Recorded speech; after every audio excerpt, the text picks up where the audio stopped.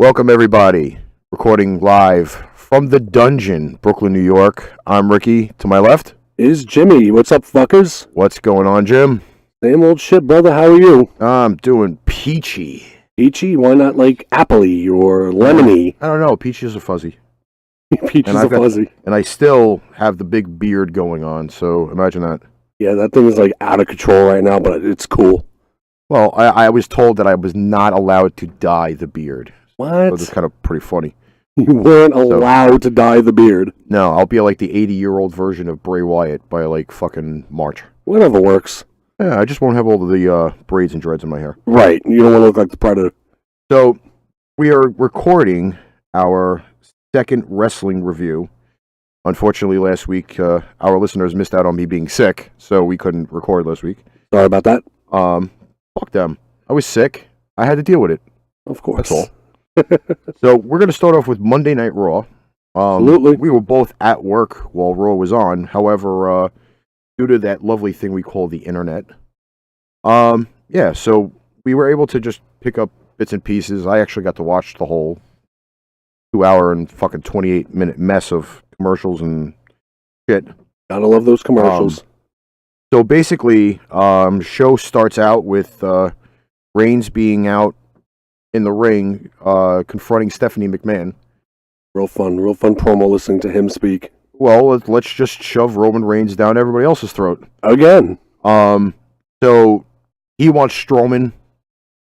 Stephanie goes, no. Strowman's wrestling Mark Henry later on in the evening. Then Reigns gets jumped by what we know them as is the Bullet Club, but it's Gallows and Anderson. Yeah, but fuck 'em. Bullet Club. 2-on-1 handicap match. Unfortunately, Reigns won. Yeah. Still waiting for them to stop shoving his ass down our throats, but that was the opening of it. Before I even mention this segment, what do you feel on the New Day? I've been like so sick and tired of them for the longest time. It's like their gimmick is old and stale. It's like enough already. I can't stand them. So did you see anything from what they did Monday night? That part I did not come across. Okay, so they have Booty-O's cereal. Yes. I'm actually curious to see what the cereal tastes like. Yeah. They were promoting ice cream. What? Yes. Bo Dallas comes out while New Day is promoting ice cream. So New Day promotes an ice cream brand and they get it, but what was it, 6 years ago when CM Punk asked for his ice cream bars, he got nothing? Well, again, now it's a running gimmick where you're using the three of them, because they have no storyline at this point. What else is new? To run as many gimmicks as possible. And, they were promoting ice cream. New Day ice cream bars. To which Bo Dallas was not interested in their ice cream, nor their gimmick. Decided to go against one of the members of New Day. And apparently they beat the shit out of him and dumped Booty-O's all over him. I didn't even know that Bo Dallas was still around. What the fuck? That's another character that I wish they had a really great run with him early. Then they put him in the Social Outcasts. And what happened with them too? Well, apparently all four of them and one of the divas from SmackDown made a movie. Really? Yeah, Marine 5. Another Marine movie? Miz is in it. It's the Social Outcasts are the villains in the movie, which I think is actually pretty funny. That's a pretty good storyline, actually. And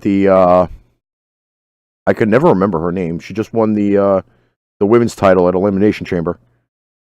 Talking about Naomi. Yes, Naomi is the female villain in the movie.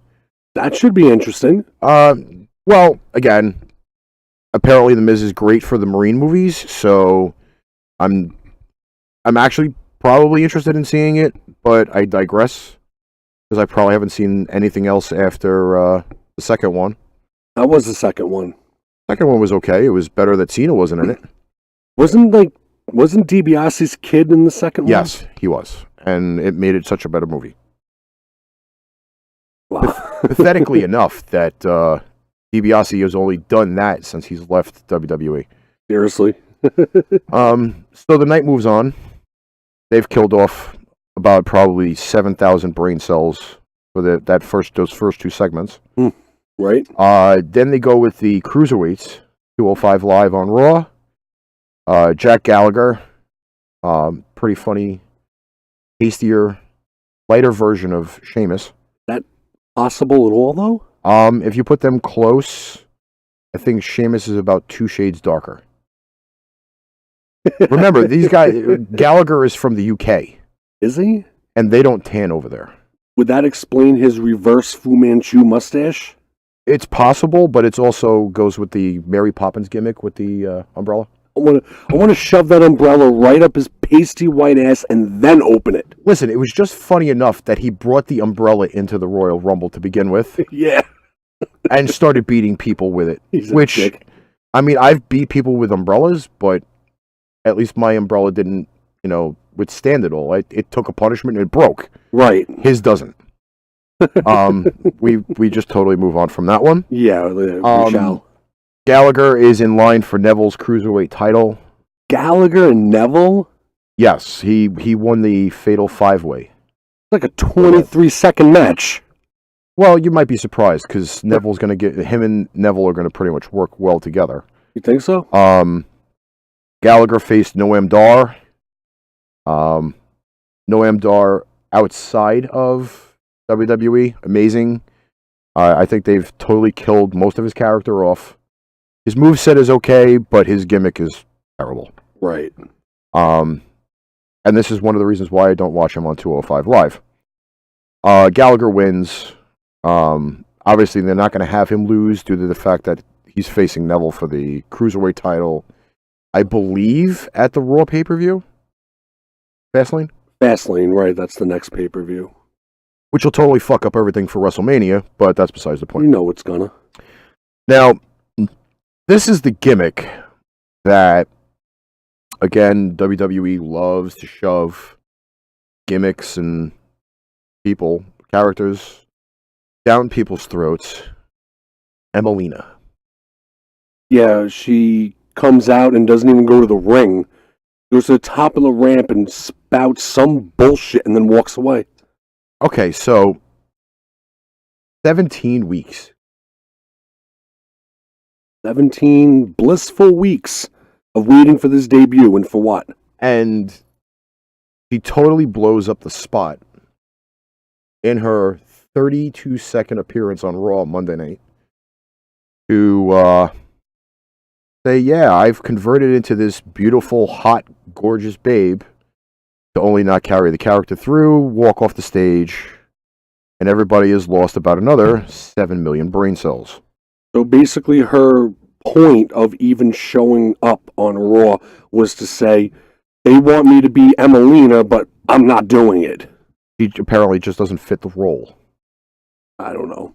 I guess it's like the heel Emma, basically. If they end up giving her back that whole bubbly bullshit thing, I think I would throw up in my mouth every time she came up on TV. Right. However, I believe the heel move might just be better suited for her. Heel moves seem to be better suited for a lot of wrestlers, though. They're better off as heels. Okay, so now that Raw has burned about 14 million brain cells. More than Crank. Strowman versus Mark Henry. Ooh. Hey, guys. I know Mark Henry's old. Yeah. He's pushed. He's seen his better days the last few years. Now he's champion, right? Yes, but even after the champion, he had the whole big Hall of Pain gimmick. Every once in a while, he'll still throw that gimmick around. Heel was very good for him. Yeah, it's always been good for him. Since he's gone to this limited jobber role, the world's strongest man could not perform very many power moves on Braun Strowman. Who can? An act of God? Well, at this point, it's Braun Strowman. Again, they're making that big push for the country's strong, indestructible object. I can understand. Right. But Mark Henry has done finisher moves on The Big Show. Oh, yeah, he has.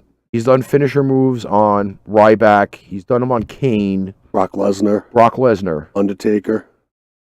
You're telling me you can't pick up a guy almost around the same weight as Big Show to perform the world's strongest slam?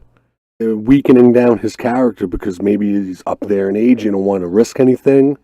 But again, it's the world's strongest man. This is the guy we, in our childhood, has seen being pulling semis and holding cars back while his back is literally against the wall, and he can't pick up 375 pounds. I don't know what he needs to give it up already. Pack him up with Big Show and send him off. Just send him off. But it's just unfortunate that the push is there for Strowman as long as they keep it. But I just find it really retarded that he couldn't pick up Strowman where he's done it to Big Show countless amounts. Right. Reigns comes in afterward, gets his ass kicked. That's the end of the segment. For the first time in Raw history, Michael Cole disappears from the commentary booth. That was for his backstage interview with Samoa Joe. Yes, in which now they are going to boost Samoa Joe even more as this destroyer. Basically, he's Triple H's man now. For now. Until he screws him over. There's going to be some type of discrepancy later on. Believe it or not, if, let's say, Rollins doesn't make it back for Mania, there's multiple storylines. We'll get into that one a little bit later. They're projecting mid-March for a Rollins return. Well, again, this is WWE. We've been swerved thousands and thousands of times where we thought one thing was going to happen and something else came back to bite us in the ass. True. Samoa Joe does his interview, somehow ends up on the stage area and beats the shit out of Sami Zayn before Sami Zayn's match with Rusev. I think it was after the match with Rusev. According to this here, I'm just briefly reading this off of WWE.com. Right. Well, that's why. But I do know that the fact of being is that Joe choked him out. Yep. Left Zayn a complete mess, and that was the end of that. In a way, I'm kind of glad because I can't fucking stand Sami Zayn. He's another one of those guys though that they really should have pushed, right? Instead of keeping him in the underdog role, and they're kind of dropping the ball with that. So I mean, if they would have kept his El Generico character, I think that would have been so much better. Well, unfortunately, that was legal right to Ring of Honor. Well, of course, shameless plug to Ring of Honor. Thank you. Yes. Again, another 205 match. His Brian Kendrick's supposed protege, Akira Tozawa, also had a match with Daivari. Daivari? And, yeah, Daivari. Not the same Daivari who used to roll with Hassan. No, the younger Daivari. Well, all these Doonies. but at the same time, though, like they're gonna push some of the foreign guys, and they should. I mean, Tozawa wins some really awesome move. Again, I'm still not a huge fan of the cruiserweight division in WWE. I think it's ridiculous. I think it's just completely messed up that they're not doing all the high fly finishers instead of all of these submissions. But they completely massacred the cruiserweight division. It's ridiculous now. Get rid of it. And if any of our listeners really wants a true opinion on the cruiserweight division, that's probably going to be a topic coming up soon. So stay tuned for that. We'll be doing a very big comparison between WCW Cruiserweight Division, WWE's Cruiserweight Division, and a lot of the indies. So that's going to be a really awesome show coming up. We can even throw in like the Attitude Era / Ruthless Aggression Era Cruiserweight Division in comparison to now. So yeah, I really think we could just do a whole complete episode on that. Well, what about like ECW, like, you know, Sabu and everything? But a lot of the guys there were WCW outcasts. The good old days. Jericho and Mysterio were in ECW before they got into WCW. Right. Guerrero, same thing. Both Dean Chavo and Eddie. Dean Malenko. Even Chris Benoit at some point. Yes. Oh, I'm sorry. Were we supposed to say that name? We're not WWE. Don't care. Okay, Chris fucking Benoit. So, a very interesting segment. I don't know if you enjoyed the segment. I actually did. Which one? The Festival of Friendship. That was awesome. Are you kidding me? Chris Jericho, we've both met him. Yep. Good guy. A really amazing personality, in or outside of the ring. The artwork, that was a little gay. Yeah. I will give. I mean, we don't have anything against homosexuality. Just, you know, there's nothing wrong with it. WWE's creative. I don't know where they came up with the artwork. It looked like that Pull My Finger shirt that I used to have. But that statue. Hate that statue. It looked like intertwined lovers. That's where I kind of got the whole gay thing going on, because, like, wow. And the funny thing is that with that intertwining thing, there was little heart shapes. Yeah. So it kind of, like, really fucked it up. I'm sorry, I just cracked a little bit. Well, at least we're not talking about wheelchair helmet. And you know I'm going to drop that bomb every time I can get the chance. Yes, every chance you get, you're going to drop the bomb. We'll have to discuss that at another time. Why is she wearing a fucking helmet? I don't know. That'll be probably in one of our spoof reels eventually. Yes, it will be. So, the Festival of Friendship, Jericho's giving gifts. Owens is just purely shocked with all of the stuff that he's getting. Jericho comes out with, I don't know if it's a kayfabe thing, like, I don't know if that was on script, but he got pretty emotional with saying, you know, they're like, they're best friends and they're like brothers. And, yeah. I mean, you could definitely tell the difference in tone once it changed. Yeah. When he went to that. And then I guess Kevin Owens got thrown off a little bit. Because he really didn't want to deliver that gift. I would think. Are you referring to the list of KO? If that's not gimmick infringement, I don't know what is. Because it's original in a way, but then you're biting off of Jericho, so. Well, maybe Jericho gave him permission. It looks like they just put a Kevin Owens sticker right on top of Jericho. But, Jericho opens the box, obviously, after his heartfelt speech. And I hate that hat he was wearing, by the way. I hated the jacket. You hated the jacket, I hated his hat. It's like, who's he trying to be, friggin' Sinatra Jericho? And those green cloth things that the guy pulled out of his mouth from the Magic Act. Oh, God. It looked like silly string, but that's another issue. Excuse me. We're not going totally against all of the material from this segment. I mean, personally, when Jericho opened up the list of KO, I actually have a couple of problems with that. One, how did he not notice right away that his name was on KO's list when he had the box open? He was looking at it. He didn't notice it until he took the list out of the box and goes, "Why is my name on this list?" Hello, you were looking at the list in the box for 5 minutes. You didn't notice it until you took it out of the box? Well, they're trying to stretch it out a little bit. I just think it was... Because, I mean, it was literally like a 27-minute fucking promo. Yeah, and then they made Jericho look dopey the whole time. But until that heartfelt speech that he had, I mean, it was goofy in the beginning. Like I said, the gay gifts with the painting and the statuette. Yeah, that was ridiculous.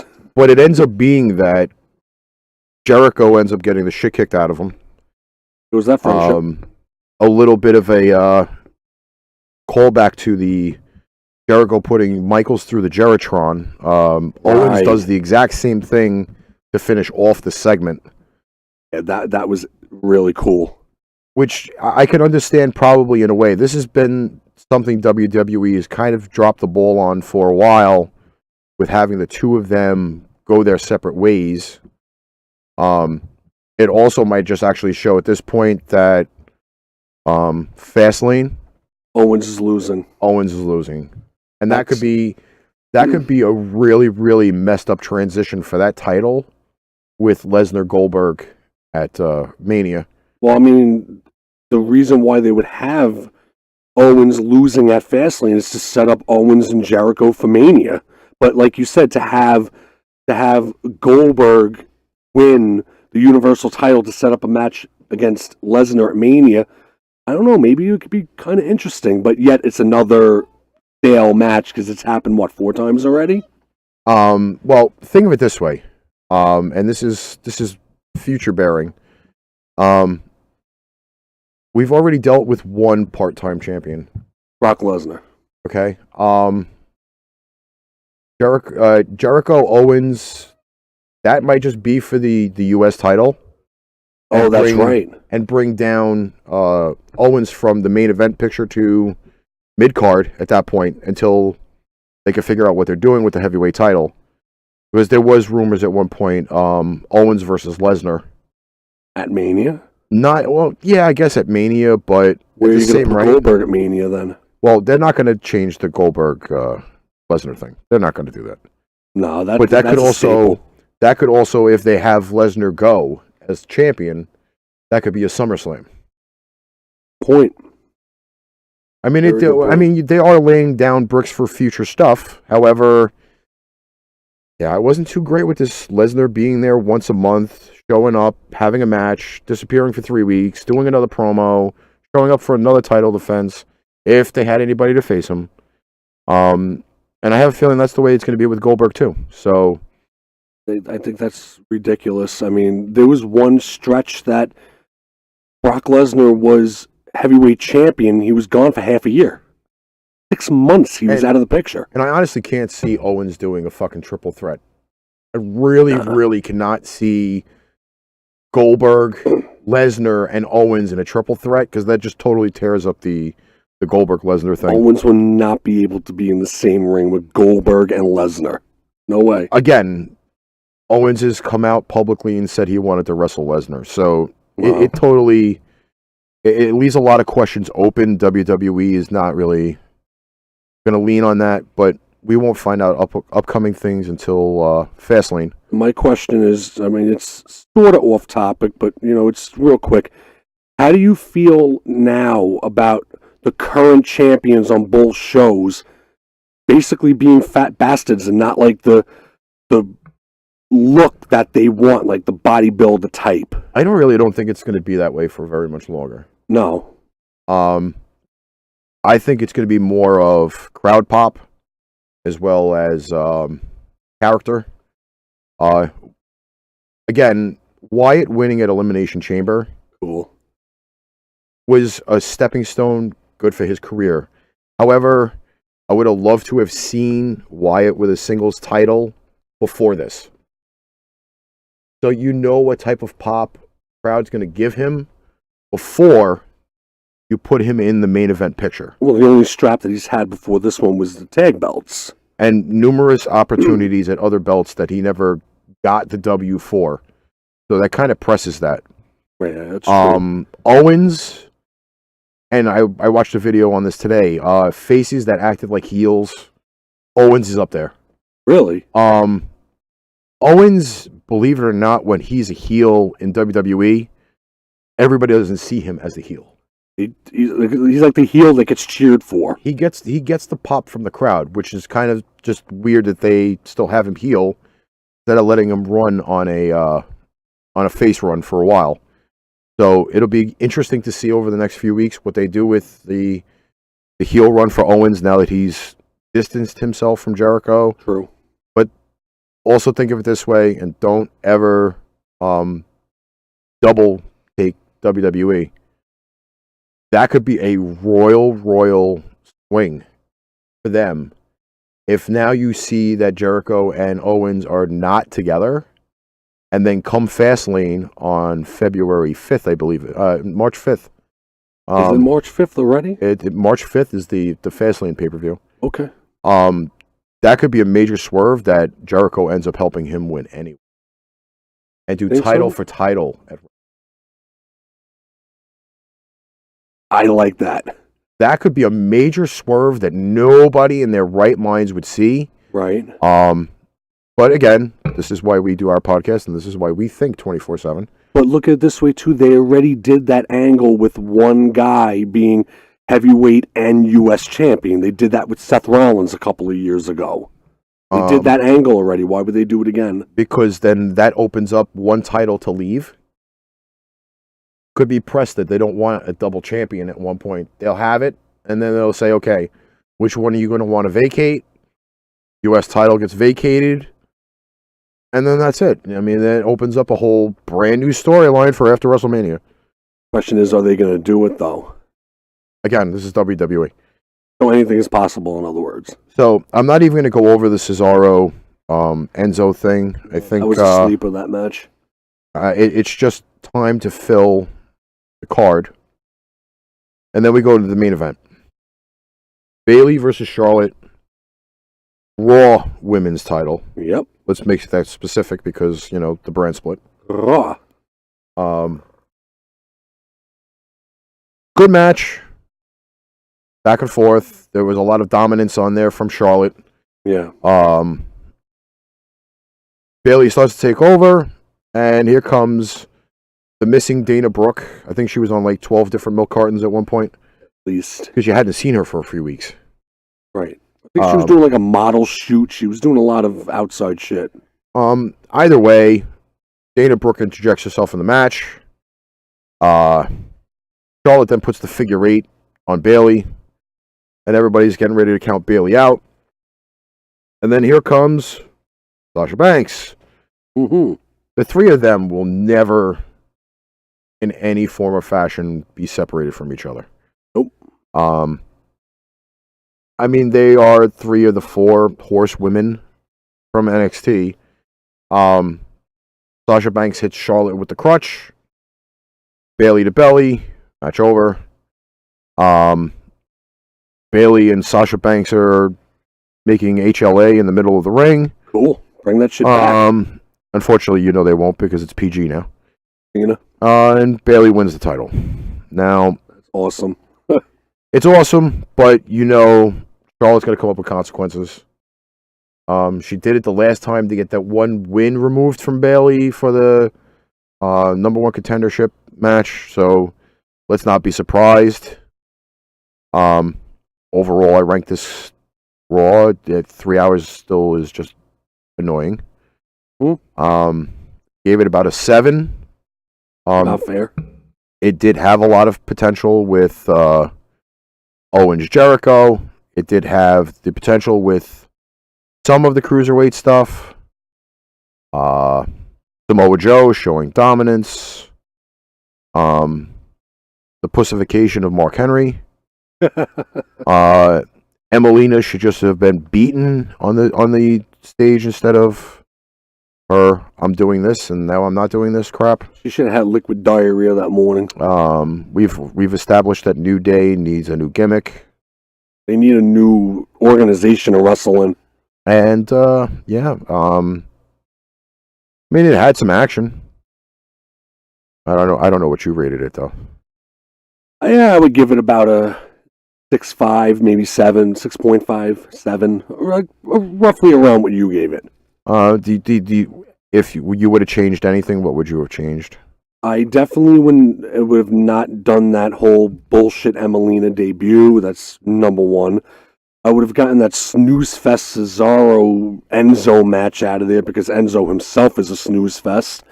They really, really need to split those two up. Honestly, I would love to see Big Kaz out on his own. But besides that, other than that, there's not really anything much I would change because other than that, everything else was pretty interesting. Okay, so now we'll run over SmackDown, which is the 2-hour show. Yep. Which apparently, since this brand split's happened, has been more entertaining. Which is crazy because SmackDown's always been Raw's baby brother.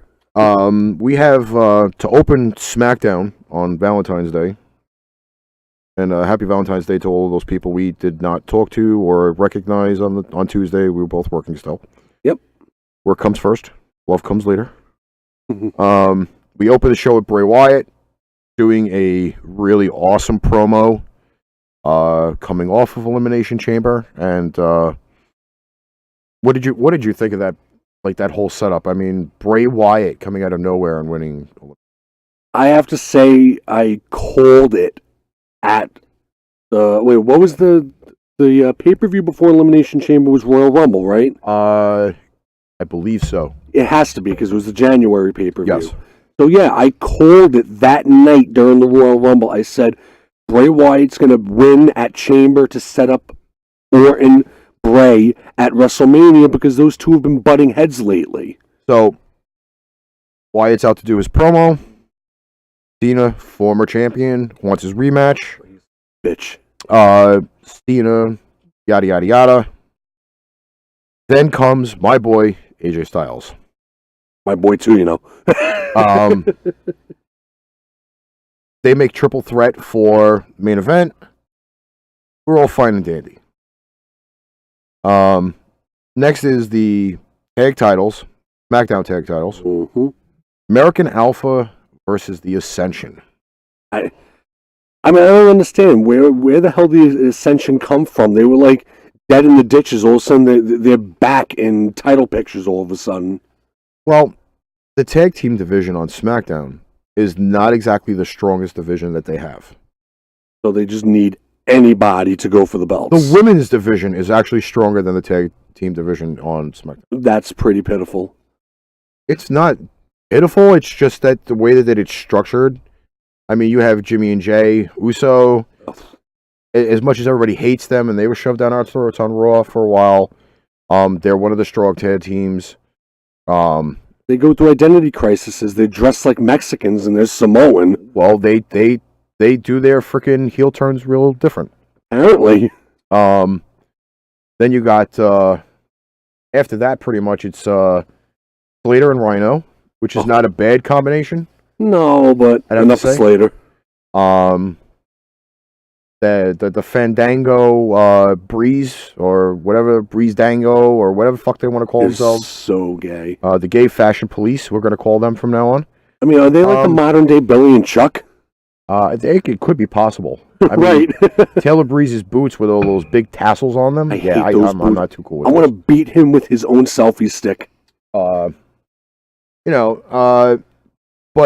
believe it or not, like over the course of time with the Ascension, and Bradshaw does not like the Ascension for shit. He doesn't like anybody if it's not him. Again, they're the Road Warriors, Legion of Doom ripoffs. They have a very good match in which Alpha wins. Then they're confronted by Jimmy and Jay over the Titantron, which sets up probably another feud between the two of them. Another one. Again, you got young guys against experienced guys. Somebody's got to give them a push. American Alpha is a really good technical tag team.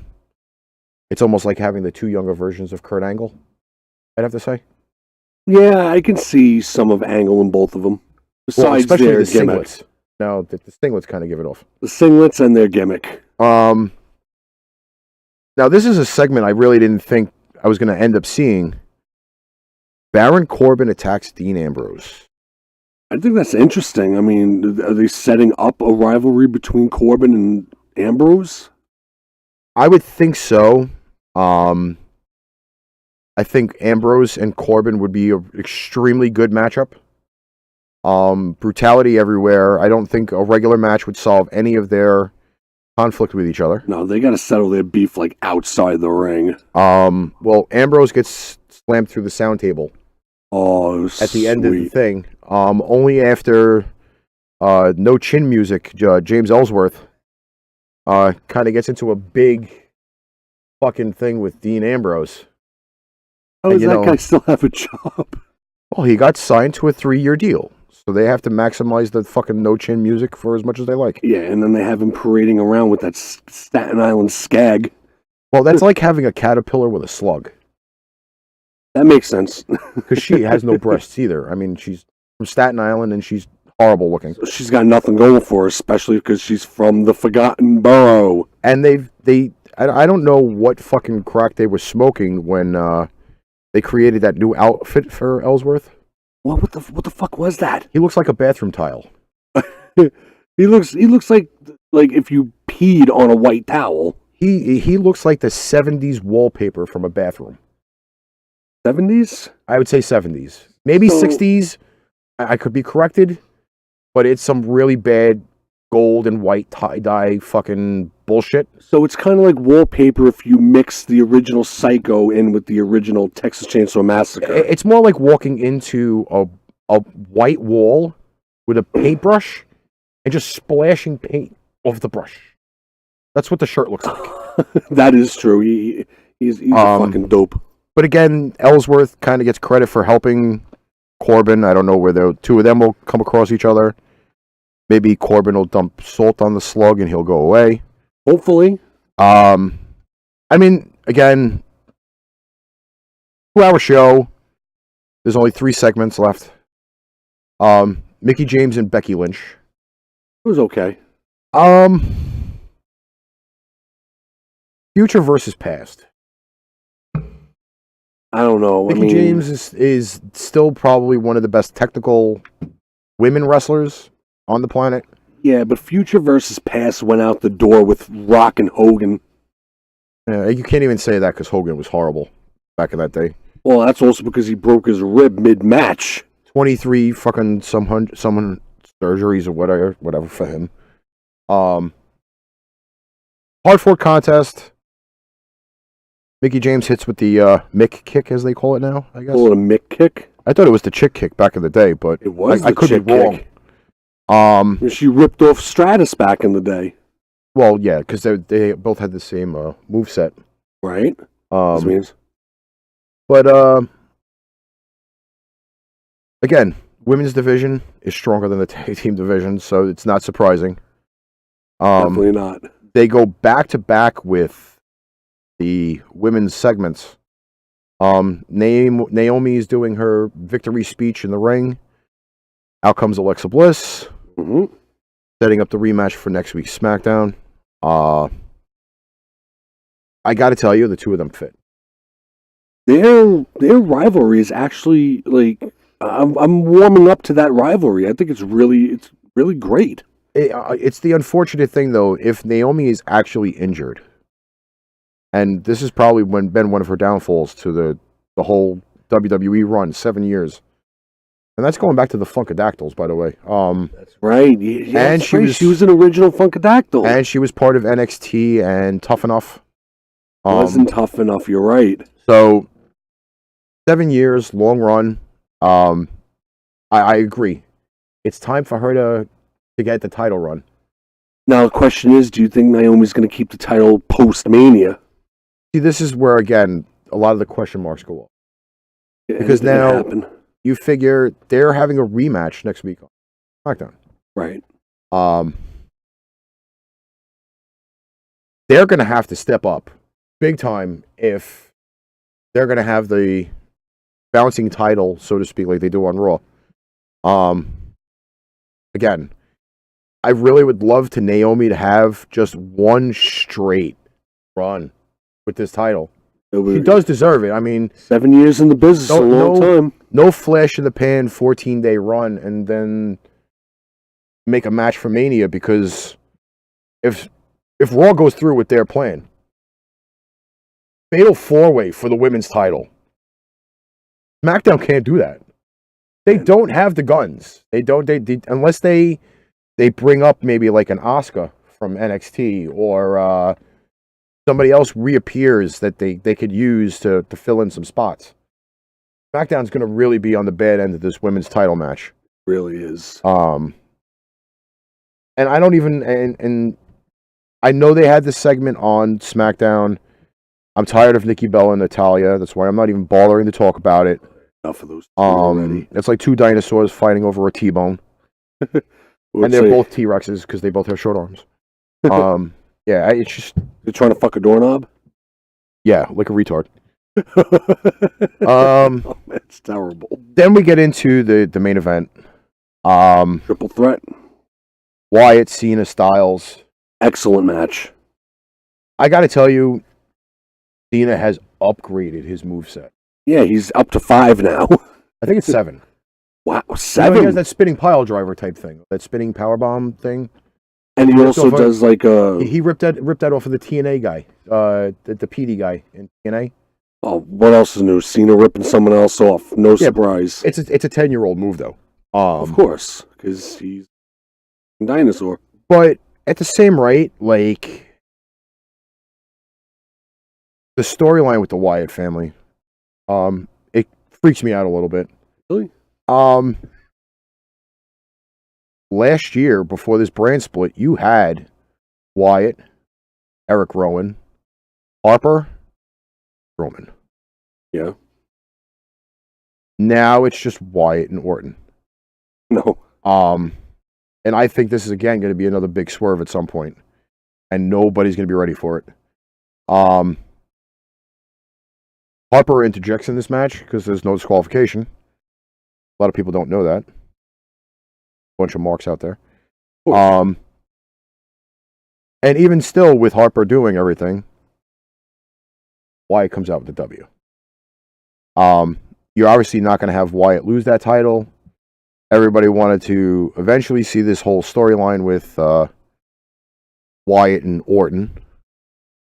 And apparently, Orton is going to play the card that he's not going to wrestle Bray Wyatt at WrestleMania. I know, I saw that shit. Like, Orton comes out after the match and he says, I've pledged my allegiance to you, so I will not face you at Mania. Or you think he's playing him? This is what I think. Okay? Now, for the last 2 months with this whole Orton thing, obviously he's driving the wedge between Harper and Wyatt, and then he's going to become Wyatt's number one. Harper fades off somehow, or just totally gets abused, which I think that's a total waste of a character. Of course, he's a good character. He had a great run with the IC title, which I thought kind of put him over a little bit. Apparently not. Because then they would have used him for more singles stuff. Of course, but... Or the tag team titles, which would have been nice if they would have had Rowan and Harper for tag team titles. Well, that's WWE dropping the ball again. I have this is going to be the feeling, is that Orton is going to cash in his WrestleMania shot. Going to do it. Because it's going to end up being somebody. Now, this is news that went off the air on Tuesday night. Shane and Daniel Bryan got together and said, okay, we're going to be doing a 30-man battle royal on SmackDown to see who the number one contender is going to be. Again, I hope it's not Ellsworth because that would be fucking retarded. No Apollo Crews, no Kalisto. You got a good run with Ambrose and Corbin, so you're probably not going to see them win. I don't think so. And again, SmackDown's roster is just weak. It's not that it's weak. It's not the SmackDown that like we sit here and we've known and come to love. I just see it as they're going to end up having some messed up guy that has been out of storyline, or it's going to be a surprise, which might be another thing that WWE might not see coming. For all we know, let's say Wyatt goes against Nakamura. Be good. That'd be really good. Or if it ends up happening, then maybe somebody like a Finn Balor is not on Raw anymore. He's not exclusive to Raw anymore? It could be a possibility. Again, I'm sitting here trying to actually look at WWE's SmackDown roster. I don't think they have them really. Oh, they do have them separated. Shows how much I'm on WWE's website. Not much, I take it. Could it possibly maybe an AJ Styles? Could it be? Well, they're obviously not going to have Kurt Hawkins because that would be miserable. Yeah. They're not going to have a Ziggler because they're not pushing him anymore. Not going to be Swagger. Swagger, yeah. Where's he been? Again, it's. I'm looking through this roster here, and I'm not really seeing a name that might pop out. I'm not. I've gone through this entire roster, and the only one I could really see out of this whole thing is either going to be Cena or AJ. Ugh, God, I hope not Cena. There's nobody big. They do not have the talent roster that Raw has. So are we preparing to see another Cena Wyatt thing with possibly Orton then cashing in triple threat at WrestleMania? It's a possibility. But yet again, we're going to have to friggin' sit through and stomach John Cena in the main event picture. And they haven't updated it because they still have John Cena as WWE champion. Yes, they do. Idiots. What a fuck up WWE. I know, Jason Jordan's going to come out. No, I got the best one possible. Ty Dillinger. Believe it or not, he's not on any roster at this point. Really? He's just floating? If he's going anywhere, he's going to Raw, by the way. Okay, that's... I know who's going to win. Who? The human klutz himself, JBL. Yeah, he's been busting his ass lately. What's up with that? I have no idea, but it's hilarious. And JBL, I think you need dancing lessons. So, oh yeah, work on those. You clumsy bastard. All right, so any final comments before we lock this one away and give our listeners a breather? Honestly, not really, except for WWE, please do not drop the ball on Mania this year. I actually am able to watch it, so please do not make it a shit show. Well, we'll definitely be doing more shows WWE related. Buck 205 Live, I think it's garbage. That's why I'm not reviewing it.